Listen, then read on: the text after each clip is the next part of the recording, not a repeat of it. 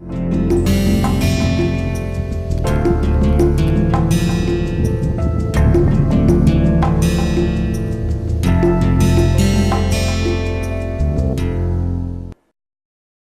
back. In the last lecture, we were discussing the entropy change, particularly for pure substance, incompressible substances and ideal gases.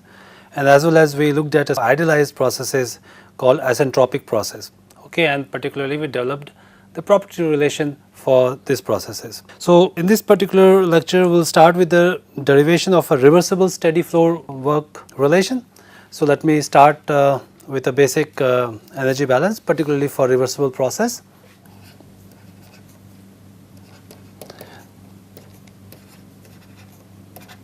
Okay, so we are assuming this to be a positive value here, del Q reversible minus del W reversible, and that will be for the steady flow conditions. You have change enthalpy or in terms of differential function or in terms of dH plus dK plus dP. Okay. Now for the case of a reversible process, we can consider this to be your TdS, and in the previous lecture we have derived that TdS relation in terms of enthalpy, and then we can write this as dH minus VdP. Okay. So now we can express this energy balance now in terms of dH minus VdP minus del W reversible, that is going to be dH plus dK plus dP. Okay. So this can get cancelled, and what we have is del W reversible as VdP plus dK plus dP. Okay. So if we assume the changes in the kinetic energy and changes in the potential energy to be 0, then we can write this as minus VdP. Okay. If you include the changes in the K, then you have to also include these terms. Okay. Now this is the amount of work out from the system or to the work done on the surrounding. So if you consider this negative, as this work has to be done on the system, then this can be written as W reversible in, that is input work. This can be written as simply VdP. Okay, considering your delta P delta K to be 0. Okay. So it is very clear that if you have a larger surface volume, you will have this term, that is the work consumed is going to be greater. Now in case of steady state involving no work interaction,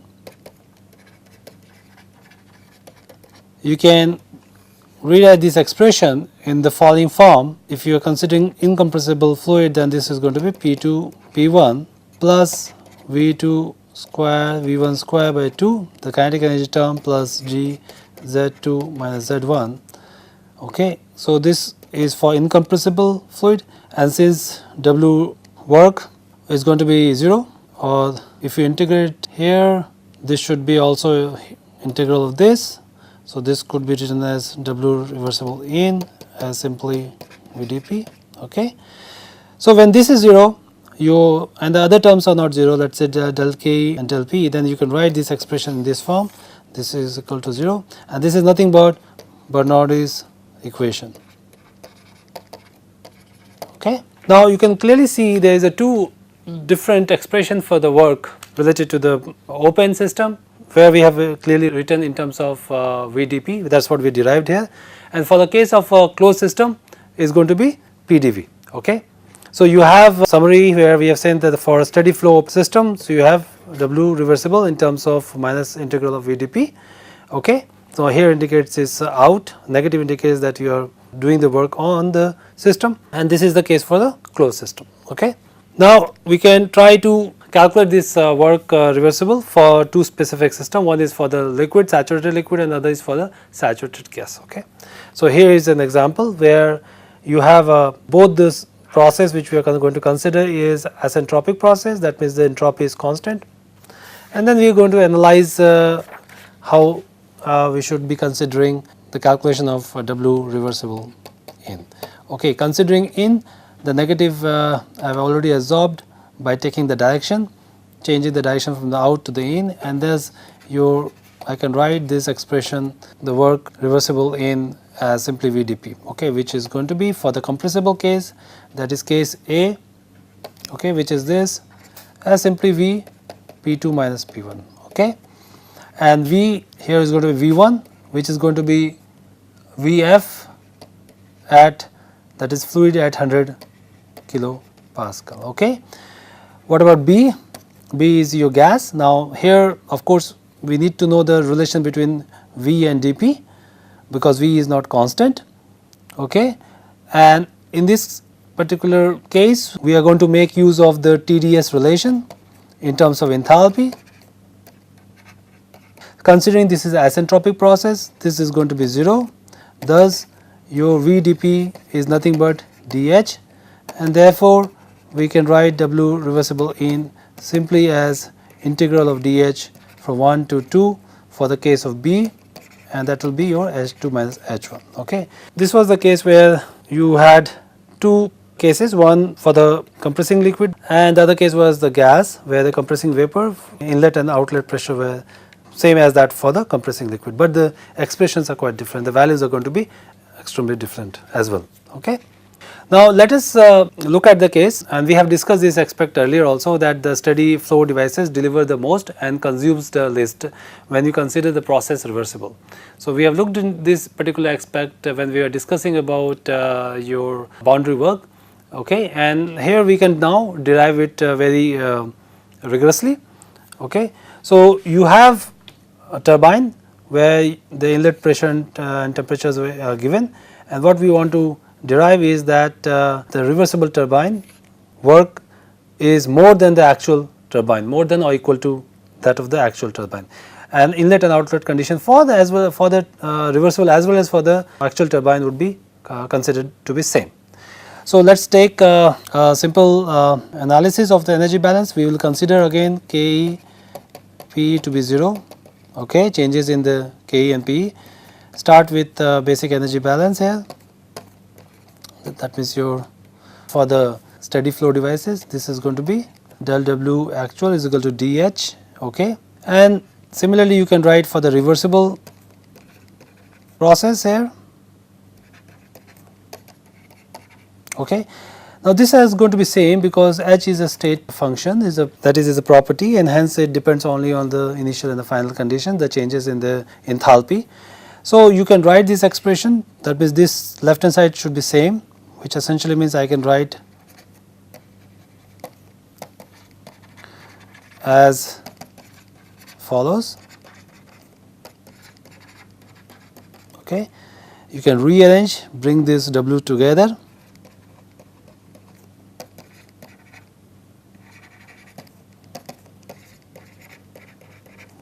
so this is brought here and this is brought there, minus del Q actual, okay.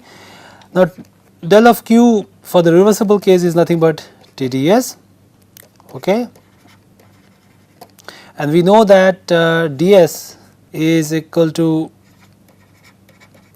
del Q by reversible by T, but for the actual case this ds would be del Q by T, which means your ds is greater than or equal to the ratio of your Q by T for the actual system, and thus this expression is going to be greater than or equal to 0, okay.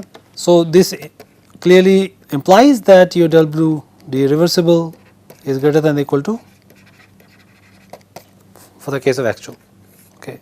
So this is how we can conclude that a reversible turbine delivers more work than that of an irreversible one if both the devices operate between the same endpoints. That means your P1 T1 and P2 T2 are same for both the devices, okay. So we summarize here as follows, that the work producing device such as your turbine deliver more work, and work consuming devices such as pump and compressor require less work when they operate reversibly. This is something which we can now conclude here, okay. based on this analysis. Now this here of course we have considered for the case of positive value of your work, and essentially this is a work producing condition. That means this particular derivation was for the case of work producing device, and you can do the same exercise for work consuming device as well.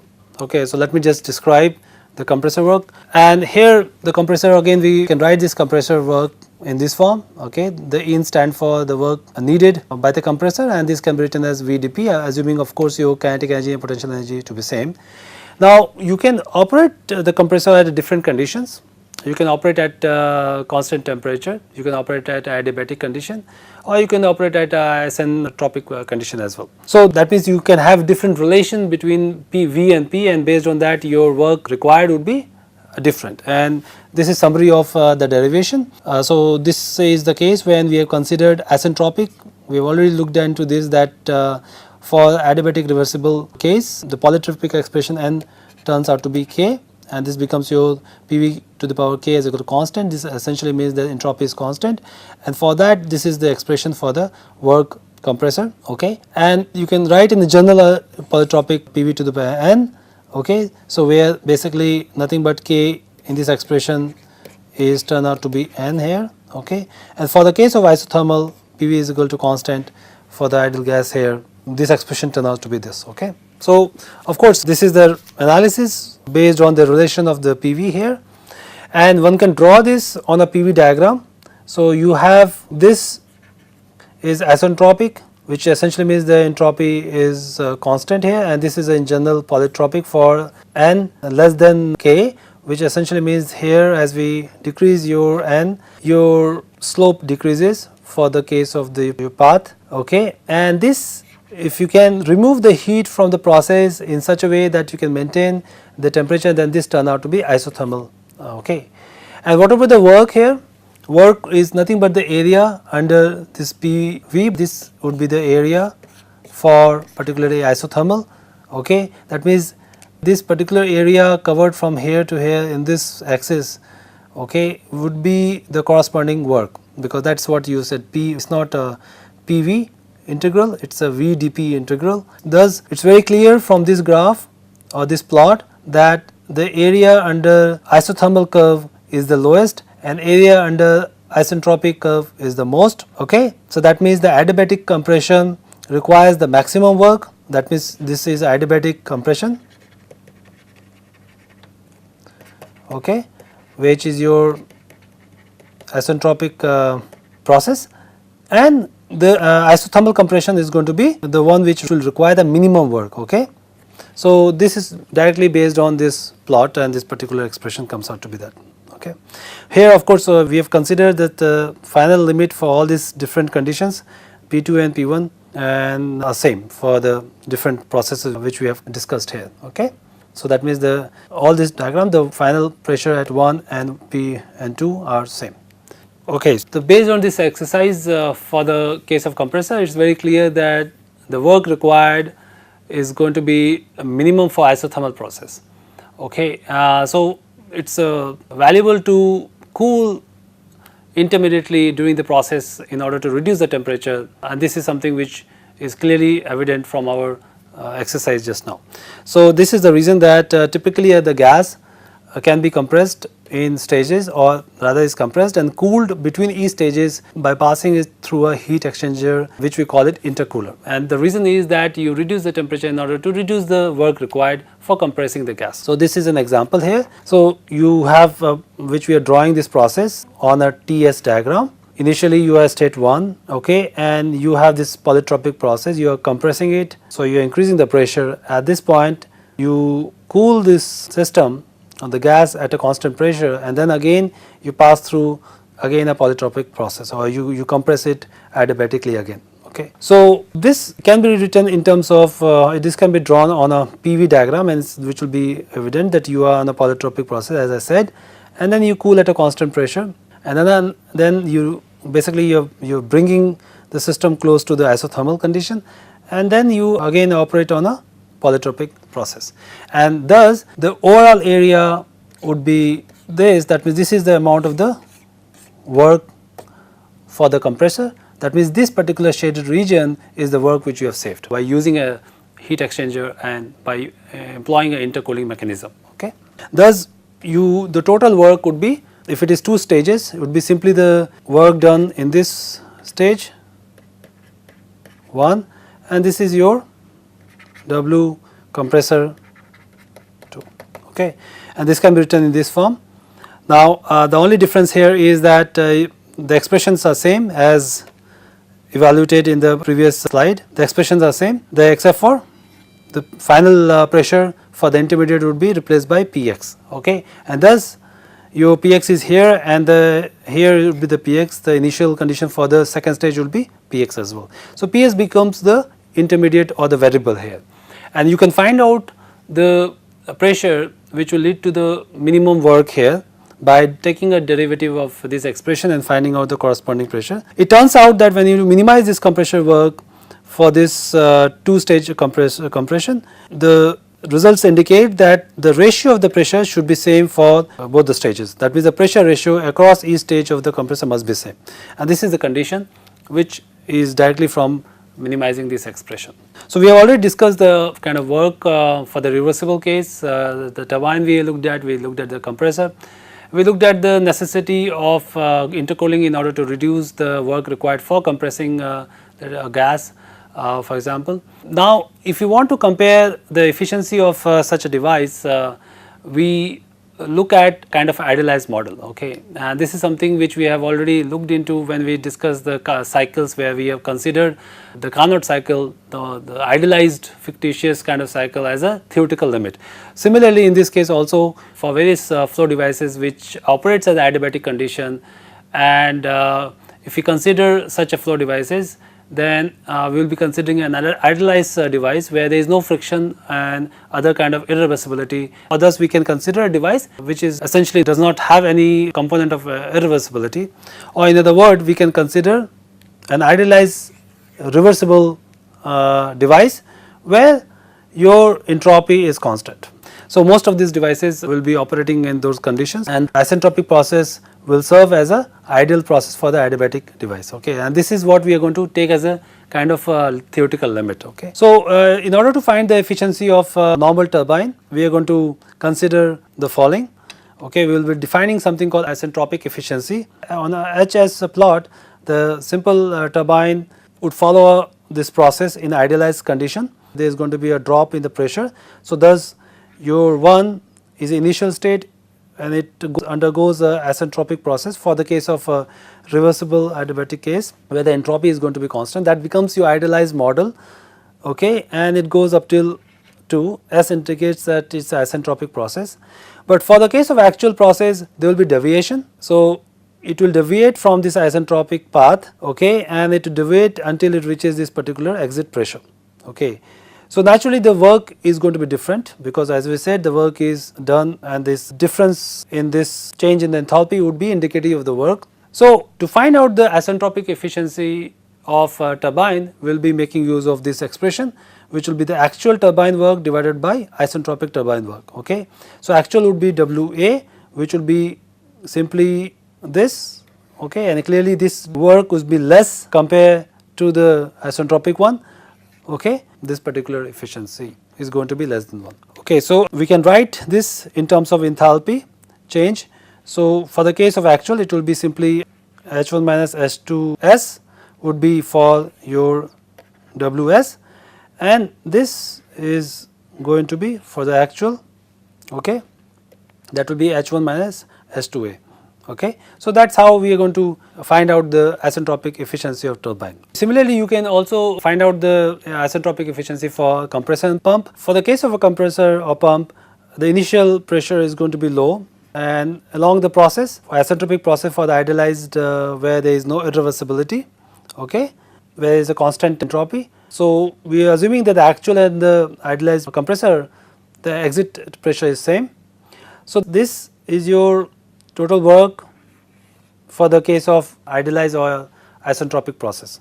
On the other hand, there will be deviation from the isentropic process for the case of actual process, and thus you need more work to achieve the same change from P1 to P2 state. Okay. and thus your actual work is going to be more than Ws. So, in order to have efficiency less than 1, we do not use the same definition as we have used for the case of isentropic efficiency of turbine. Here we are going to use just opposite of that. So, the way we define the isentropic efficiency of compressor is isentropic compressor work, okay, which is going to be smaller than the actual work.